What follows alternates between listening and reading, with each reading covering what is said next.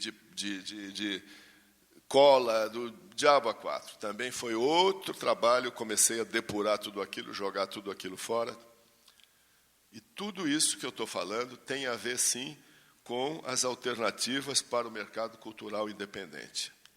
Porque o mercado cultural independente é um fenômeno que já está muito presente na nossa sociedade e que vai incrementar cada vez mais por uma razão muito simples, porque a nossa sociedade, o nosso mundo, já não aguenta as dimensões que o macro alcançou.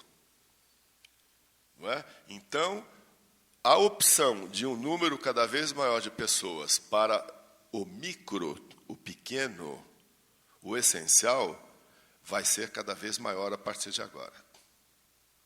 Isso já é um fenômeno que se observa, não é? Muito nos países mais desenvolvidos, Estados Unidos, e, sobretudo na Europa.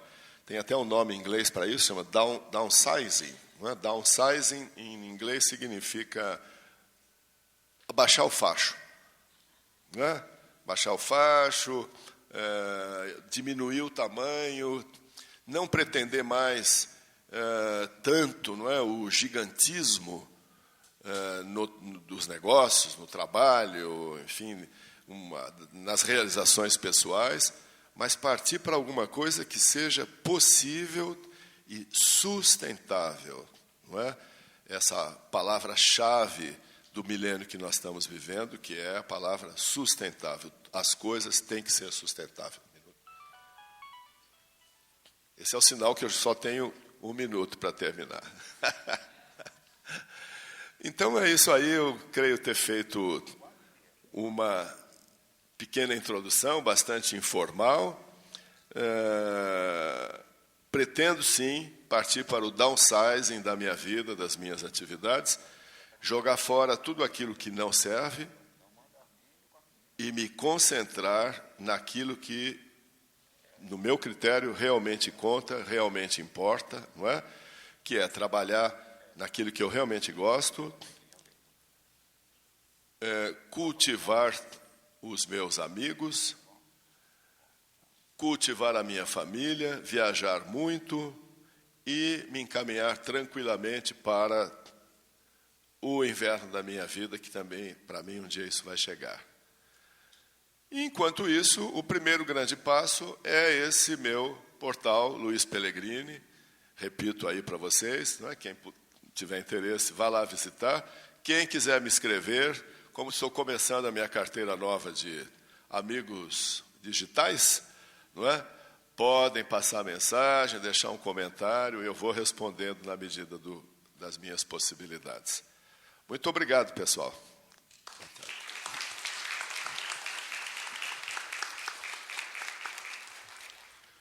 Bom, continuando aqui, nós vamos ouvir agora o escritor Ricardo Kelmer.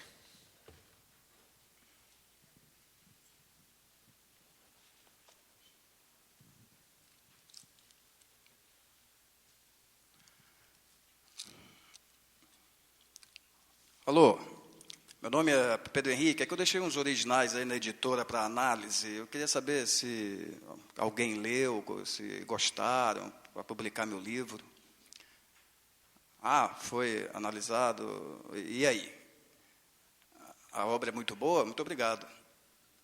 Ah, mas não está dentro do perfil editorial da editora? Ah, tá bom, muito obrigado.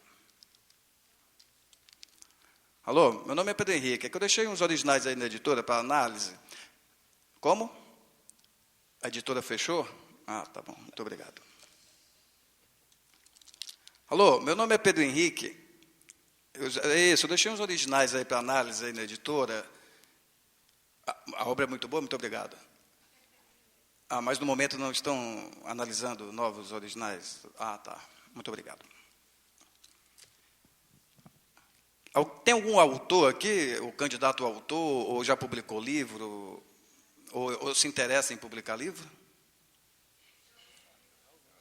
Tem alguns, né? Alguém já ouviu alguma dessas frases quando tentou entrar em contato com as editoras? Já? A cartinha, né? Então, Um dia, cansado de ouvir essas frases e de ler as cartinhas, eu pensei, das duas uma, ou minhas obras maravilhosas, pelo menos para mim, vão morrer às traças dentro de uma gaveta, ou então eu dou um jeito de publicar de alguma forma. Aí fui atrás de publicar de alguma forma, e aí começou a minha carreira de escritor independente. Naquele tempo faz poucos anos. Meu primeiro livro publicado foi em 95, através do mercado editorial oficial. Publiquei 3 livros por uma editora através desse esquema que o Pellegrini falou, de mercado editorial oficial, das editoras, distribuição, livraria, essa coisa toda. Mas aí, no meu 4º livro, que era um livro sobre a maconha, chamado Baseado Nisso, eu falei assim, poxa, já está difícil conseguir editora e tal, ainda mais com um tema desse, maldito, falar de maconha com bom humor, né, contos sobre o folclore dos usuários de cannabis, eu vou publicar essa caceta independente mesmo. Fui na gráfica, orcei, quanto é que sai? Sai tanto, tal, tudo bem, fiz as contas, vai dar para pagar, peço um dinheiro emprestado, não sei o que mais. Começou em 1998 minha carreira de escritor independente. Foi a melhor coisa que eu fiz na minha vida. Na minha vida não, mas pelo menos dentro do contexto da minha carreira de escritor foi. Porque o que era antes uma segunda opção para os artistas ou os criadores que não conseguiam vaga no esquemão tradicional das artes e especificamente no meu caso das editoras, do mercado editorial, hoje não é mais uma segunda opção, é uma boa estratégia, por vários motivos. Primeiro, porque hoje nós temos tecnologia suficiente para que os autores consigam desenvolver uma carreira literária própria e autogerenciar essa carreira, independente se eles estão em grandes editoras ou até mesmo se eles estão editoras ou não. E depois, porque o mercado editorial está meio perdido. Eu tenho aqui representantes, depois o Valdemar vai falar também. As editoras, elas, assim como as gravadoras, elas não estão sabendo bem para que lado ir, sabe? Estão meio perdidas com as novas tecnologias que estão surgindo, com as novas leis que vão se criando naturalmente dentro do mercado. E a produção independente, ela continua, e além de continuar, ela se torna muito interessante para o artista, para o criador, não só para o escritor, como qualquer artista, porque ele permite um maior controle sobre o seu trabalho e dá condições do autor de, como o Pellegrini falou, de ser mais livre e não ter que obedecer necessariamente a todas as regras e ditames do mercado oficial. Arthur também pode falar muito bem disso em relação à música. Então, desde 98, eu atuo nessa dimensão paralela do mercado editorial. Com o advento da internet, em 98 já tinha internet, mas com a massificação da rede, ficou mais fácil. Então, para vocês terem uma ideia, vamos agora às coisas bem práticas, bem pragmáticas. Eu trouxe aqui 3 exemplos. 4. Se der tempo, eu falo dos 4. Deixa eu ver aqui por onde eu começo. Esse livro aqui, eu acho que eu falei no ano passado dele, é o meu livro mais recente, é o Vocês Terráqueas. Eu nem ofereci para editoras. Eu mandei imprimir uma edição de 500 exemplares, me saiu aí um custo mais ou menos de R$6 por exemplar. Avisei aos meus leitores, pelo meu blog e por e-mail, que eu estava lançando um livro novo e que quem tivesse interesse em adquiri-lo antecipadamente,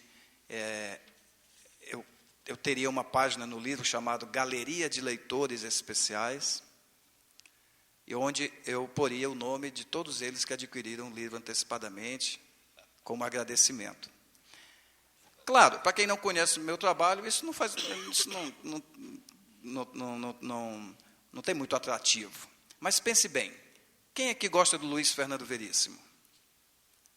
Vamos supor que o Luiz Fernando Veríssimo anunciasse que vai lançar um livro novo e os 1.000 primeiros exemplares, ou os 2.000 primeiros exemplares, ele vai pôr o nome das pessoas que adquiriram o livro na promoção de pré-lançamento. Ou seja, quem gosta do Luiz Fernando Veríssimo teria a oportunidade de ter o seu nome para sempre num livro, num exemplar, no livro dele. Seria interessante, não seria? Talvez a mesma coisa pudesse ser feita com a música, sei lá, no CD, alguma faixa como um agradecimento, a citação de algumas pessoas, ou dentro de uma música, não sei bem. Enfim, muitos leitores me ajudaram, então, a pagar esse livro. Vamos supor que eu me torne mais conhecido com o tempo, daqui a 5 anos eu resolvo fazer de novo, e em vez de 50 leitores, eu consiga 200, 500 leitores que aceitem participar dessa promoção de pré-lançamento. O livro está pago.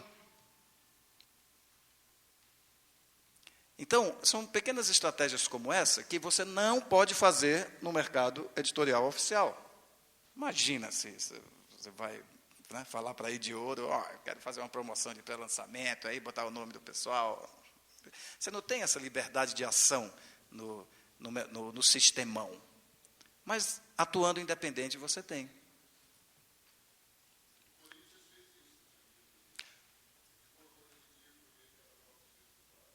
Né, aquela coisinha lá, né? Era bem mais caro, né? Exatamente. Então, essa é uma ideia. Vamos para outra. Isso aqui é um projeto chamado Letra de Bar. Eu criei esse projeto em Fortaleza, quando eu fui passar um tempo lá, tinha um amigo dono de bar que me pediu umas ideias. Poxa, estou a fim de movimentar aqui, trazer mais pessoas com perfil artístico, intelectual. E vem muito bebum, eu queria fazer uma coisa mais artística, bacana e tal. Aí eu bolei um projeto lá para ele chamado Letra de Bar. Toda quinta-feira, nós fazíamos noites de autógrafos. A ideia era toda quinta-feira, lá no bar, fazer noites de autógrafos com autores locais.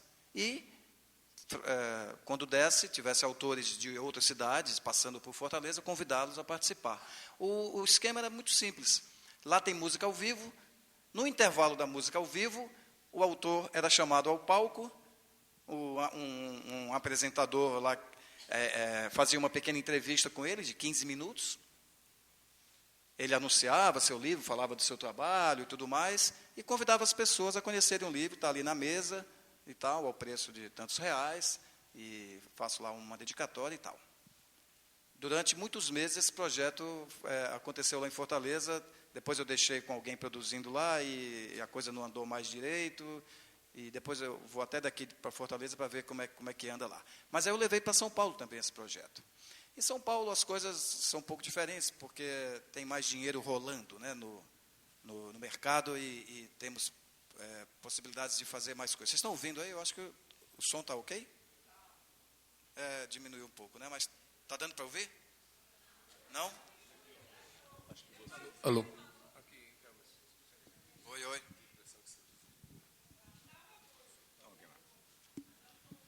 Oi.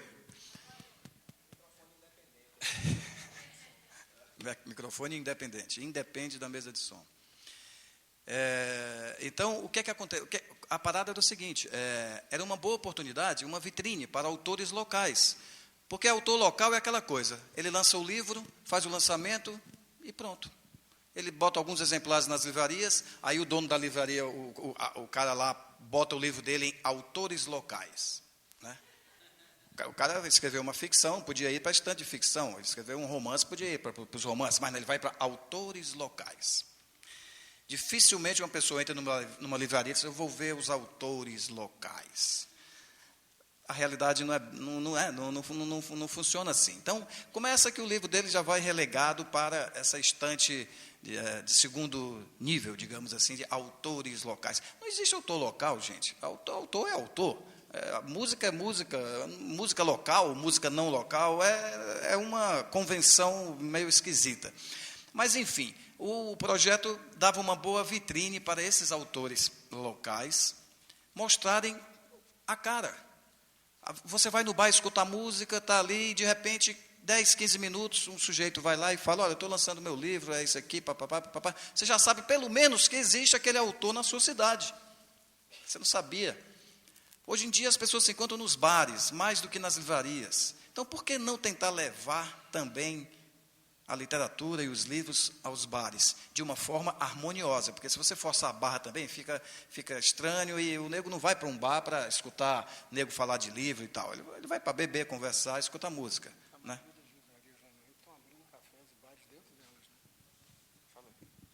Lá no Rio de Janeiro, e acho que em São Paulo também, a maioria das livrarias está abrindo espaços, como cafés e bares, dentro do seu espaço de livros, onde a pessoa pode pegar um livro na estante, dar uma folhada, tomar um café, tomar um refrigerante, uma cerveja. Justamente, para tentar democratizar e informalizar mais essa questão, né, do acesso ao livro. Né? Então, é até uma sugestão aqui para Campina Grande e para João Pessoa, para quem é de lá. Tentar fazer uma versão desse projeto. Depois, quem quiser conversar comigo, eu falo melhor, com mais detalhes da experiência de como tentar implantar esse tipo de projeto. É um projeto barato, o dono do bar lucra, porque pode ganhar um novo perfil de público para ele, mais atraente. O público do bar ganha, porque ganha uma atração diferente, que não enche o saco, é 15 minutos, o sujeito fica ali na mesa, fazendo a noite de autógrafos dele, e o autor ganha, porque ele ganha uma vitrine. Não apenas nesse dia, lá também tinha o autor fazia o lançamento individual, a noite de autógrafo individual, e também, a cada 3 meses, juntava todos os autores e fazia um letrão. Iam 8, 10, 12 autores naquela noite, eles punham os livros nas mesas e faziam suas noites de autógrafo de forma coletiva.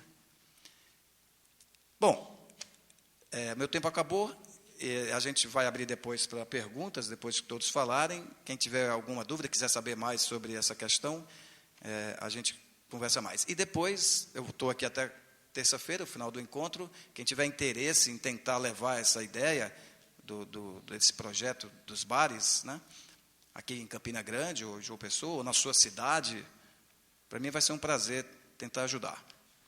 Muito obrigado.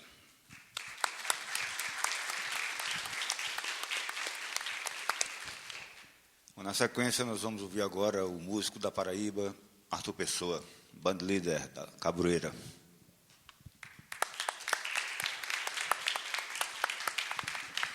Boa tarde a todos. Mergulhei nesse mercado cultural independente há mais ou menos uns 12, 13 anos, só subo de vez em quando para respirar um pouquinho e mergulhar de novo. Então, a gente está nessa estrada aí de produção independente, não só como músico, mas à frente da produção também do Cabroeira, há 11 anos. Né? Nesses 11 anos a gente gravou 4 discos, a gente acabou de finalizar o quarto disco de forma independente e viajou bastante, não só pelo Brasil, mas também teve a oportunidade de fazer diversas turnês pela Europa. A Cabroeira começou aqui em Campina Grande, né, que, como o Braulio diz, é onde o vento faz a curva e deixa a informação recolhida ao longo do globo terrestre. Aí a gente estreou lá na Faculdade de Comunicação Social na Calorada, e quando a gente foi estrear, a gente disse, vamos ensaiar bastante e tal, vamos preparar um painel, vamos fazer um release, e aí a gente faz o show de abertura, depois que a gente fizer toda essa mega produção de forma independente, já que a gente não tinha nenhum tipo de suporte, né? E no dia da estreia, na semana da estreia, a gente disse assim, como é que a gente vai fazer a estreia para marcar e tal? Aí tinha aquela história do The Wall, live em Berlim, do Pink Floyd, viu, Valdemar? Que tem uma participação acho que é o Scorpions, e eles entram numa tremenda limusine branca, assim, né? Entra no palco, assim, aquela limusine, e aquilo ali sempre marcava, dizia, que coisa, né? Um espetáculo, assim, limusine. Como é que a gente vai fazer isso aqui? Vamos entrar numa carroça de burro. Beleza. E aí, vamos? Não, a gente faz isso, tá? E vamos lá, atrás do cara da carroça de burro, aí alugamos a carroça de burro, e na estreia lá tinha 2.000 pessoas, a gente subiu na carroça de burro com as bombinhas de São João, e entramos no meio do púlpito, na carroça de burro. Quando chegou na frente do palco, o burro deu uma tremenda cagada na frente do palco, né? E o show começou, né? Esse fato aconteceu. Quando foi no outro dia, um amigo meu chegou e disse, rapaz, que show bom, cara. Aquele som instrumental, assim, aquela coisa regional, aquele cheiro de estrumo. Eu achei que eu estava no sertão. Ele levou para outras paragens, né? Eu disse, então tá bom. E continuamos. Aí fomos fazer o São João aqui em Campina Grande. E durante o maior São João do mundo, a gente teve a oportunidade de ser visto pelo produtor do Abril Pro Rock, que ainda na época, ainda hoje, é um dos principais festivais independentes aqui do Brasil, que revelou a maioria das bandas dos anos 90. E a gente fez o Abril Pro Rock, e quando a gente fez o Abril Pro Rock, a gente foi convidado a fazer uma primeira turnê pela Europa, por 4 países. E foi nessa primeira turnê onde a gente plantou uma semente que fez com que a gente construísse depois uma estrada, nesses últimos 10 anos, de continuidade, sempre de forma independente. Antes da gente fazer essa primeira turnê, a gente teve uma experiência também, que foi de tocar em São Paulo. Tinha um convite para tocar numa casa lá em São Paulo. A gente disse, então tá bom, então a gente vai. O cara disse, eu tenho um cachê aqui para vocês de, sei lá, R$600. Disse, então tá bom, vamos ver quanto é que dá de ônibus. E deu lá 10 vezes mais, né, de avião também. Disse, e aí, como é que a gente vai agora para São Paulo? Disse, seguinte, tem um encontro do pessoal da Previdência Social, só assim, em cima de 60, 70, assim, lá em Minas Gerais, eu digo, a metade do caminho. Aí fomos atrás desse pessoal que ia da Paraíba para esse encontro lá em Belo Horizonte, e disseram assim, a gente pode pegar uma carona com vocês? Isso era para ir para São Paulo, então, até Belo Horizonte, aí pode pegar uma carona com vocês? Pegamos uma carona nesse ônibus, chegamos lá e dissemos, e agora? Agora vamos tocar aqui no evento, né, na fila do restaurante, e juntar um dinheiro para ir para São Paulo, que o negócio é chegar lá. Fizemos show lá na fila do restaurante, contamos o dinheiro assim, disse, eita, só dá para ir 2, ó. Como é que faz? Despacha dois, e agora, como é que a gente faz para ir para São Paulo? Rapaz, tem gente do Brasil todo aqui nesse encontro, né? Tem. Então vamos atrás do povo de São Paulo, porque vão voltar para lá de ônibus, a gente pega uma carona. Fomos no ônibus de São Paulo, ônibus lotado, outro ônibus de São Paulo lotado, Rio de Janeiro lotado. Chegou no ônibus de Porto Alegre, o pessoal, bate, tem 3 vagas aqui. Se Porto Alegre passa em São Paulo, passa. Então vamos, pegamos uma carona, descemos lá na Imigrantes ali, fizemos o show lá. Não me lembro como foi que a gente voltou. Acho que voltou devagarinho, assim, foi voltando devagarinho, né? E depois de um tempo a gente fez essa primeira viagem pela Europa. A gente já tinha um disco gravado no prego, fizemos o primeiro disco sem nenhum dinheiro, a gente grava o disco, depois a gente paga. O cara era amigo da gente do estúdio, João Pessoa, a gente foi lá, gravou o disco e disse, agora para pagar. Teve a oportunidade de a gente fazer essa turnê, e com o dinheiro que a gente antes de ir para a turnê, a gente prensou 300 discos, né, de forma artesanal, a gente levou esses discos e vendeu lá durante os shows na Europa, um preço que vale 3, 4 vezes mais aqui, né, do que seria o preço normal, e a gente conseguiu pagar o estúdio. Só com esse dinheiro da venda dos discos da turnê, a gente conseguiu pagar o disco. E aí a gente acabou lançando esse primeiro disco para um selo independente, e aí para o pessoal se situar um pouco em relação à música, o que seria independente, a gente tem no mercado da música, 95% do mercado da música, ele é monopolizado por 5 grandes gravadoras, entre elas a EMI, a Warner, a Sony, e esses outros 5% que sobram, ele é para todas as gravadoras independentes, são milhares pelo mundo e no Brasil também. Então, e que, como já foi dito aqui, da mesma forma que na literatura, fazem um trabalho diferenciado, né? O artista tem uma liberdade maior, né? Ele pode escolher a capa do seu CD, ele pode dizer uma música que pode entrar ou não, que no caso de uma grande gravadora você não tem essa liberdade, essa autonomia. Então a gente sempre optou por fazer um licenciamento do nosso disco, ou seja, sempre um aluguel para um pequeno selo, que vai fazer um trabalho diferenciado, que não tem tanta cobrança a curto, médio prazo, né, porque trabalha num nível mais tranquilo de difusão e de mercado. E a gente lançou pela Nikita e fomos morar no Rio de Janeiro. Aí foi outra história boa, porque a gente disse, está lá no Rio de Janeiro, agora vamos lá. Aí, Rio de Janeiro, beleza. Isso aí, fizemos um contato lá, o cara disse, vai ter um kitnet aqui em Copacabana.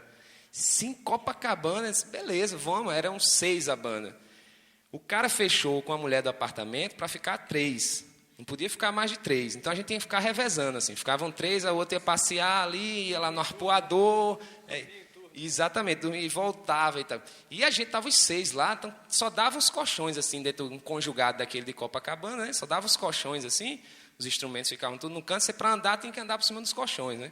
E além dos 6, a gente tá os 6 lá, de repente a gente tá assim na praia, aí chega um mexicano, olá, cabrone, era, mano, um cara que estava aqui em Campina Grande, durante um festival de inverno, sabia que a gente ia para o Rio, encontrou com a gente lá no Rio e disse, posso ficar aí com vocês, no apartamento? Só com um violão nas costas, lá de Guadalajara. Disse, pode, vamos ficar aqui, mas não, você faz companhia aqui. E a gente ficou e a gente batizou de Cabra Palace. Cabra Palace, era o nosso Cabra Palace. Quando a gente foi morar em Santa Teresa, aí a gente tinha Santa Teresa, né, aquele clima mais assim, menos glamour, né, do que Copacabana e tal, mas a gente tinha num quintal assim, uma visão para a central do Brasil, aí tinha um banheiro, aquele calor infernal de 40 graus, né, a gente ligava o chuveiro, ficava lá embaixo assim, tomando banho, aí era Ilha de Cabras. A gente chamava de Ilha de Cabras. E a gente morou 2 anos no Rio de Janeiro, né? Fez grandes amizades lá, o Valdemar foi uma delas, fizemos bastante shows, gravamos um segundo disco com a produção do Nilo Romero, que era produtor, trabalhou muito tempo com Kid Abelha, Paulinho Moço, gravamos no estúdio Cazuza, gravamos no estúdio Nas Nuvens, né? O estúdio do Liminha, e fizemos esse segundo disco, também sem ter o dinheiro. O cara disse, vou fazer esse disco e vocês pagam ele. Disse, como é que a gente vai pagar esse disco agora? Aí, outra coisa que a gente se beneficiou desse mercado independente. A circulação que a gente tinha pela Europa, a gente despertou o interesse de uma gravadora lá da Alemanha, chamada Piranha. Por que Piranha? Porque nada entre os grandes tubarões, que são chamadas grandes gravadoras. Então, eles botaram o nome de Piranha porque eles nadam, né, entre esses grandes tubarões do mercado fonográfico mundial. E eles lançaram um disco da gente, e o dinheiro que eles pagaram para lançar esse disco, pagou o disco que a gente fez no Brasil. Então, ao mesmo tempo que a gente teve um disco lançado fora, a gente pôde já sanar mais uma dívida das que vinha acumulando, né? Acho que o cara da carroça de burro a gente está devendo até hoje. Passar lá para acertar com ele.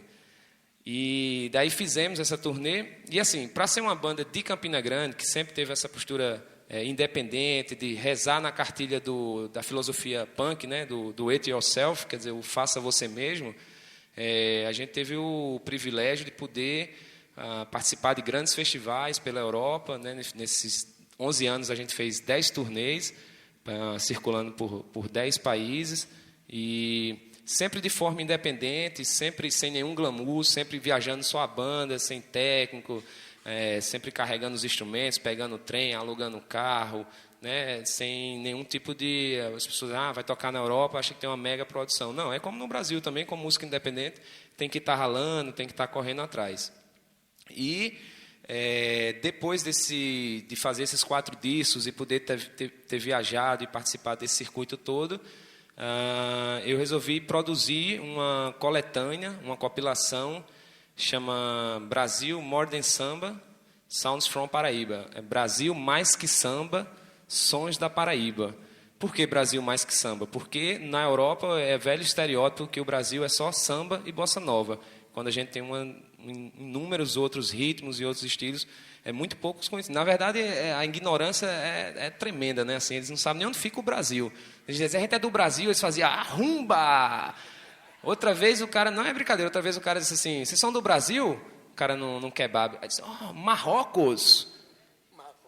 Aí eu disse, na época da Pangeia, né, quando era junto, os continentes, ficava bem pertinho mesmo. Né? Ficava do lado ali, não estava errado não. E aí, então, uma forma de levar um som que não é só samba e bossa nova, né, que a gente tem o forró, tem o maracatu, tem grupos de rock, tem grupos de jazz, tem grupos de reggae. E aí eu fiz essa compilação com patrocínio do FIC para participar das 3 maiores feiras de música do mundo.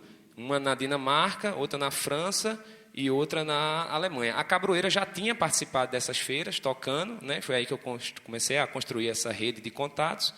E dessas 3 feiras eu não fiz a da Alemanha, que é a Popcon, porque foi cancelada, e participei da BAFIM, que é a Buenos Aires Feira de Música Internacional, que é em Buenos Aires, que é a feira da América Latina mais importante. Então, foram 2.000 discos, com 20 artistas da Paraíba.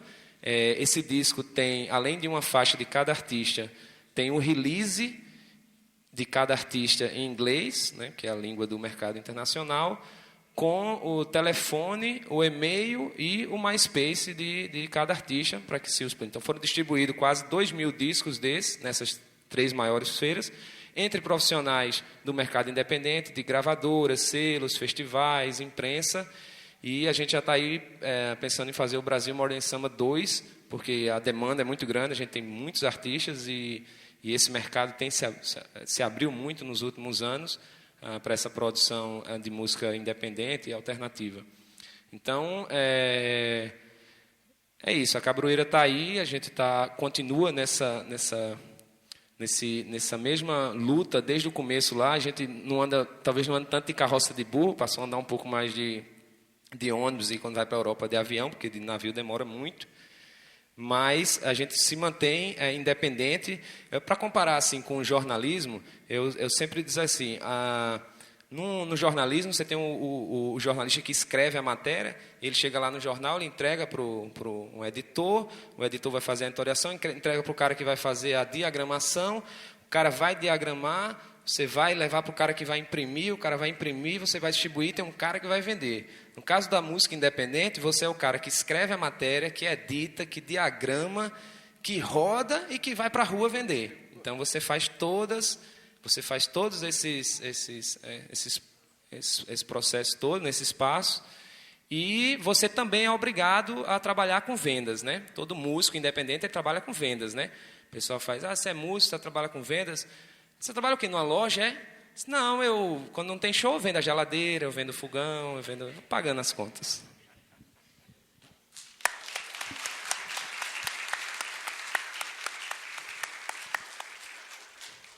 Continuando aqui, a gente vai ouvir o músico e escritor Valdemar Falcão, do Rio de Janeiro.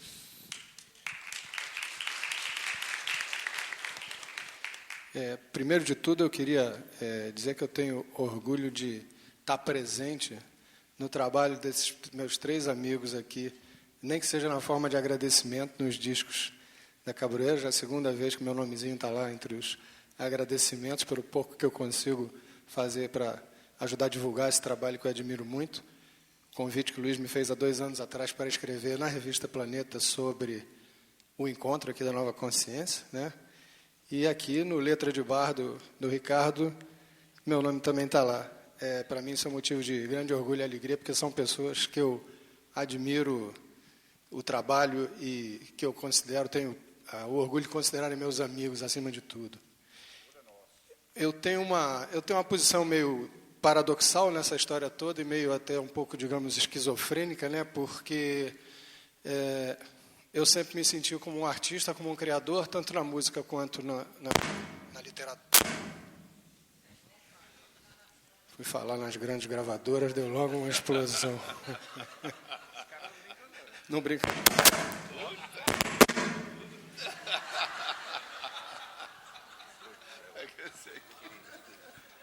Alô?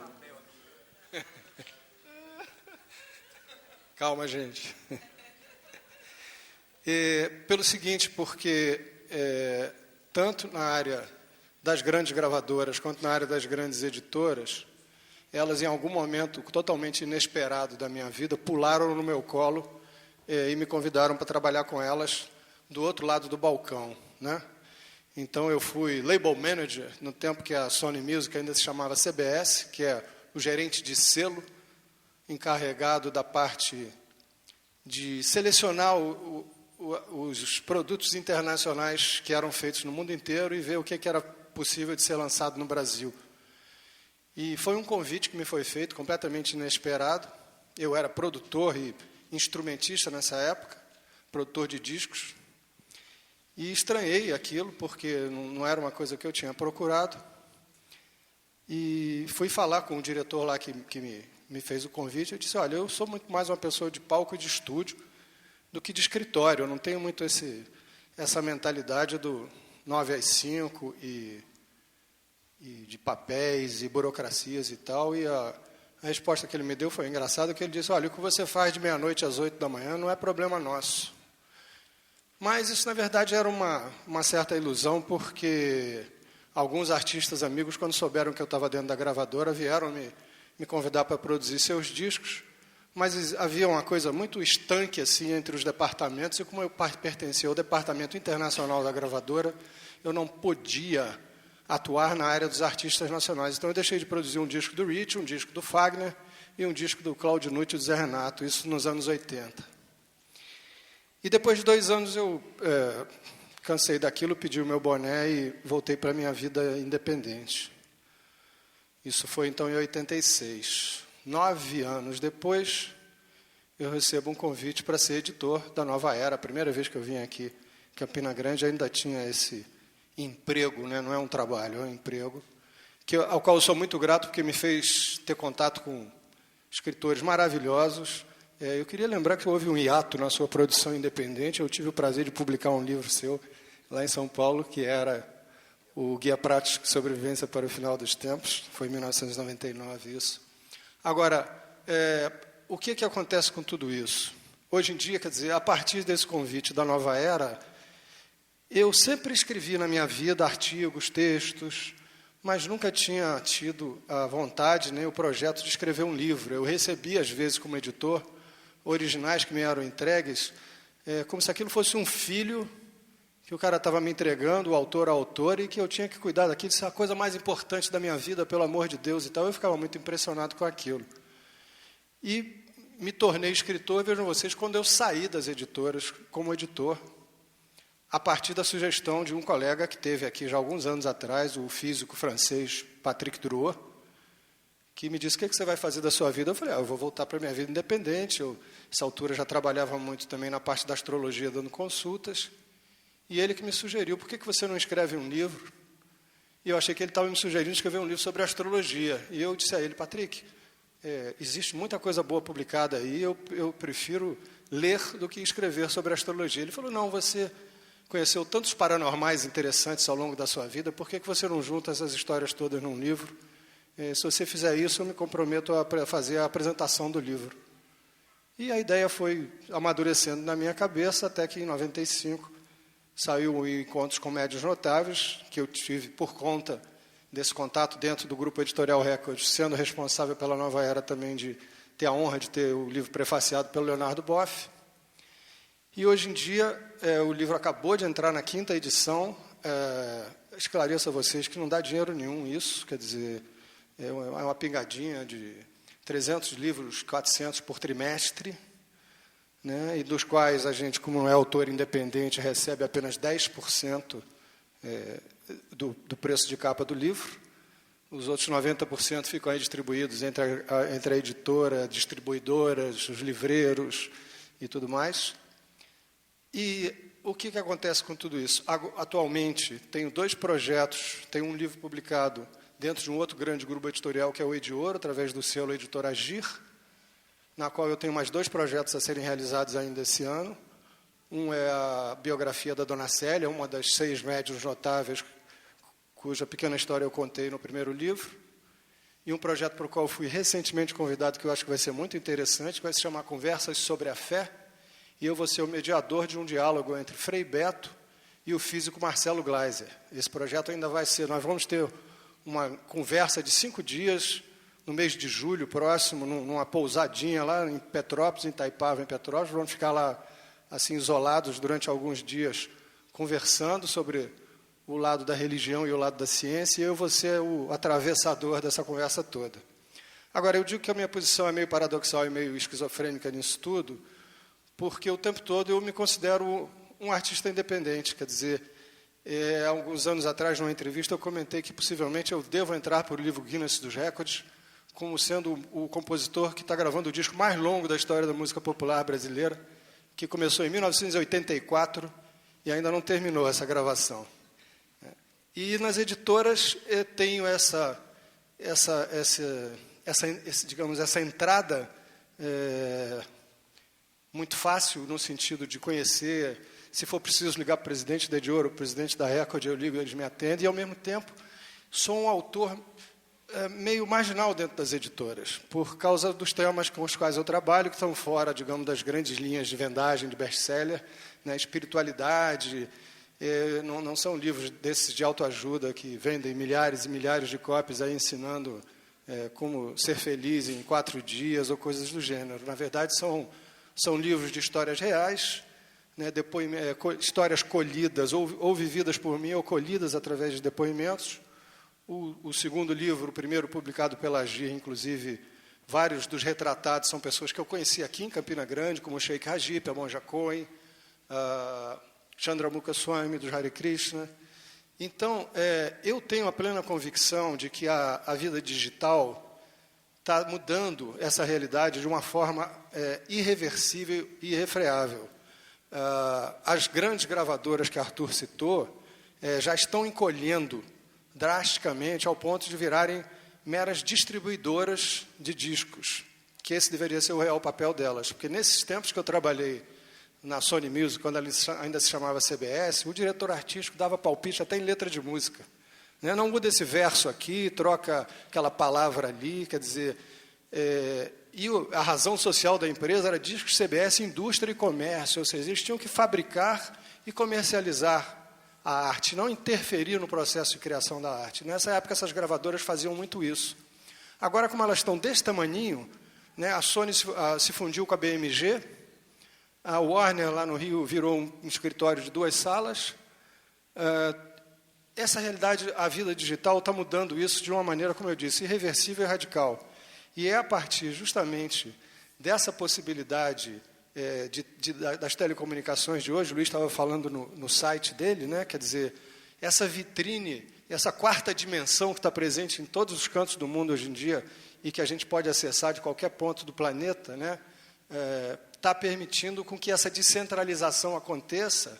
E eu acho e espero que esse processo seja cada vez maior e mais intenso para que essa descentralização se torne uma realidade. É claro que, por trás disso, tem essa batalha que Arthur explicou, por exemplo, da vinda deles, né, daqui da Paraíba até São Paulo para fazer um show, ganhando um cachê que não pagava nem as passagens, né? E essa aventura é muito característica. É claro que nós temos um preço a pagar por essa independência, mas eu tenho certeza que tanto o Ricardo quanto o Arthur não trocariam isso por um contrato milionário com a limusine branca na porta, esperando, né, serem recolhidos por um executivo daqueles de marketing que acha que sabe o segredo da venda de tudo, né? Então, eu acho que a cada artista, hoje em dia, é mais dono do seu trabalho, tem esse preço a pagar de, às vezes, a gente ter que fazer o papel do atacante que vai chutar o escanteio e do outro que vai correr para cabecear, para fazer o gol. Mas eu acho que vale o preço, vale a pena. E estão aí esses grandes conglomerados virando pequenas empresas, encolhendo assim de uma maneira absurda e veloz, né? E mostrando que o papel delas hoje em dia é o de meras distribuidoras de produtos. E com isso a liberdade artística fica muito maior, porque o artista faz o disco do jeito que quiser, chega na gravadora com o produto pronto. Se a gravadora se interessar por aquilo, eles ainda têm, o que restou a eles hoje em dia, é uma infraestrutura de distribuição e comercialização da qual nós podemos eventualmente fazer uso. Eu acho que poderia haver esse tipo de parceria, quer dizer, elas serem realmente indústria e comércio e deixar a parte criativa por conta dos artistas. Não sei como é que anda meu tempo aí, Rômulo, mas acho que 2 minutos ainda, nossa. Então, eu acho que o caminho é esse. Os sites, como o MySpace, como o Arthur mencionou, sites de... Ricardo tem o blog dele, eu tenho um blog, eu estou lá no MySpace também. Quer dizer, nós todos estamos aproveitando essa vitrine virtual para podermos botar a nossa cara no mundo. E não há como reverter esse processo. As grandes gravadoras fizeram uma grande burrice, por isso estão pagando esse preço e estão encolhendo agora, porque resolveram durante anos brigar com a internet, mas ninguém controla a internet, nem a China consegue controlar a internet, né? Nem o governo autoritário chinês consegue isso. E existe uma outra realidade do ponto de vista de mídia, né? Quer dizer, hoje em dia a gente já tem o MP3 e uma série de outras formas de comprimir os arquivos musicais de forma que eu tenho dentro desse aparelhinho aqui uns 20 ou 30 discos inteiros que eu escuto na hora que eu quero, do jeito que eu quero. E queria chamar a atenção para um detalhe técnico que está se delineando em termos de tendência. Eu percebi isso nas grandes editoras agora, que são os leitores eletrônicos de livros, né?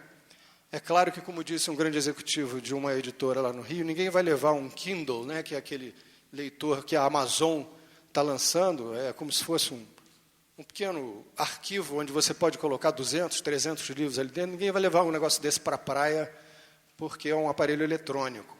Mas é uma outra mídia que está surgindo e que eu acho que os artistas independentes devem procurar conhecer os meandros dos programas que transformam o texto que está dentro do computador num texto que pode ser armazenado dentro de um desses leitores eletrônicos. Várias fábricas no mundo inteiro estão começando a fabricar esses pequenos aparelhos, e a vantagem que eles têm, de novo, eu acho que vai facilitar o trabalho dos artistas independentes também, porque nós vamos ficar de novo independentes da questão se uma editora grande, né, essa encenação que o Ricardo fez aqui no início da fala dele é perfeita, as desculpas e as respostas são sempre essas. Nós estamos com nossa agenda já feita para os próximos 2 anos, não há espaço para novos livros, ou não cabe dentro da linha editorial da nossa editora, ou estamos num momento de reavaliação e assim por diante. Quer dizer, o Kindle, que é como se chama esse produto da Amazon, no caso, tem vários outros aí saindo agora, vão permitir que nós vendamos, da mesma forma que nós vendemos o MP3, né, a música em formato MP3 diretamente através do site, que nós vendamos o nosso livro para a pessoa que tenha comprado um aparelho desse, fazer o download, colocar o livro dentro do seu aparelho e sair para ler onde quiser, né? Então, realmente, a tecnologia digital associada a essa entidade invisível e onipresente chamada internet, possibilitou que houvesse uma mudança radical nos conceitos de comercialização e de criação artística. E eu acho que nós temos que estar sempre atentos para poder tirar o maior proveito disso, e lamento pelos grandes conglomerados que não tiveram uma visão estratégica de se associar a isso mais cedo, e os maiores exemplos disso são justamente os grandes. Esses tubarões estão encolhendo também, Arthur, estão virando uns peixinhos que daqui a pouco vão ser engolidos pelas piranhas. Muito obrigado, gente.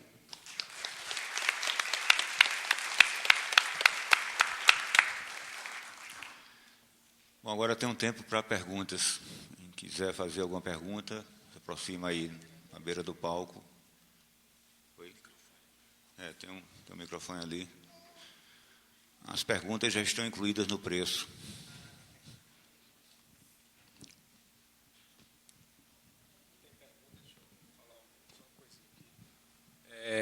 Eu acabei não falando, a gente teve ontem um encontro de arte e cultura alternativa e com o pessoal do coletivo Natora, que é um coletivo de cultura alternativa, de independente aqui de Campina Grande, e também do coletivo Mundo de João Pessoa. E uma das coisas que eu falei é que realmente a gente tem muitos desafios ainda nesse mercado independente, mas a gente tem muita coisa boa a contabilizar nos últimos anos. Entre essas coisas, a internet, que socializou muito, né, o acesso e a difusão da produção independente, né, de forma muito mais democrática e principalmente de forma associativista. Quer dizer, o MySpace, que é uma plataforma gratuita para você colocar a sua música hoje na internet, ela não é como a homepage, que é o website, que é o site só do artista. Ele é uma plataforma em que você tem o seu trabalho, mas você tem como esses sites de relacionamento, você tem adicionado ali vários outros artistas ou produtores. Então, um artista acaba se beneficiando e divulgando o outro, né, nesse regime de cooperação que tem sido fundamental para fortalecer o mercado independente atual. Então, dentro dessas iniciativas, a gente tem recentemente a criação da Abrafim, que é a Associação Brasileira de Festivais Independentes, a qual a Nova Consciência acabou de se filiar há pouquíssimo tempo, né? Na Paraíba a gente tem 2 festivais filiados, a gente tem a Nova Consciência e tem o Festival Mundo, em João Pessoa, que é produzido pelo Coletivo Mundo. A Abrafim hoje tem... congrega os 40 principais, mais de 40 os principais festivais independentes do Brasil, que são festivais independentes por não estarem ligados a instituições públicas e trabalhar com a programação voltada a grupos independentes, não está ligado a nenhuma rede de televisão. Então, a gente tem, além da Abrafim, a gente tem também o Circuito Fora do Eixo, e as casas associadas, que também são regimes de associação de produções independentes a nível nacional, né? E aí os coletivos de cultura, como o Natora, aqui em Campina Grande, e o Coletivo Mundo, em João Pessoa, têm realizado uma série de ações nesse sentido, quer dizer, de orientar, de organizar e de preparar não só músicos, mas os profissionais, todos os envolvidos da cadeia produtiva da música, para estar antenado e informado no que acontece a nível nacional e internacional, seja em relação a festivais, seja em relação a editais, que é outro ponto positivo. A gente tem inúmeros editais que os grupos independentes hoje podem se beneficiar. A Cabroeira acabou de fazer o seu 4º disco patrocinado pela Petrobras. O Burro Morto, que é uma banda daqui de João Pessoa, fez o seu disco agora patrocinado pelo Pixinguinha. E hoje a gente consegue ter um orçamento, através de edital, muito bom para se fazer um disco de forma independente, com qualidade, e poder fazer com que esse disco circule. E a gente não pode esquecer, em relação ao disco que a gente falou aqui, que o digital está mesmo tomando conta, né? Quer dizer, hoje na Europa você compra o disco no celular, o artista lança o disco, na mesma hora você já tem um disco no celular, você compra por faixa. Então a mídia física ela tende a realmente desaparecer, foi do vinil para o CD e do CD para o MP3. Qualquer contrato com gravadora de um disco, num artista independente, para vocês terem ideia, a gente vai ganhar perto de 10%, da mesma forma do livro, do valor final, descontar todos os impostos. Se você pegar uma banda de 5 pessoas, vai dar 2% para cada um, 2%, quer dizer, 98% vai para outro lugar, e esses 2% ele é repassado de 6... Depois do primeiro semestre, 3 meses depois do semestre, ou seja, mais do que 2 vezes menos que 2 vezes por ano. Então é irrisório. Então o artista ganha a partir do momento que tem uma distribuição, que consegue criar vitrine para o seu trabalho e consegue fazer show. E é aí onde ele vai ganhar o dinheiro para fazer o seu trabalho. Não é mais através de disco, e por isso que a gente tem o disco da Cabroeira, a gente acabou de fazer, e ele está completamente disponível, gratuitamente para download, no site Overmundo, que é um site patrocinado pela Petrobras. Então qualquer pessoa em qualquer lugar do mundo pode baixar o CD integralmente. A gente vende o disco a um preço acessível, né, ao valor de R$10, mas qualquer pessoa também pode baixar o disco integralmente lá na internet, sem pagar nada por isso. E tem, em relação a essa história de grandes gravadoras, tem uma piadinha que é o seguinte, que diz que encontrou a cobra e o coelho numa noite escura, num breu total, né? A cobra e o coelho. Aí se encontraram, bateram os dois assim. Aí disse, quem é você? Aí o outro fez, e quem é você? Ele disse, vamos tentar adivinhar? Aí disse, bora. Aí a cobra começou a se encostar no coelho assim, aí disse, fofinho. Aí passou na orelha assim, passou perto da orelha, disse, orelhas grandes. É um coelho. Aí ele disse, você acertou, é sua vez agora. Aí o coelho começou a tatear a cobra assim, aí fez, escorregadio, não tem ouvido, dono de gravadora.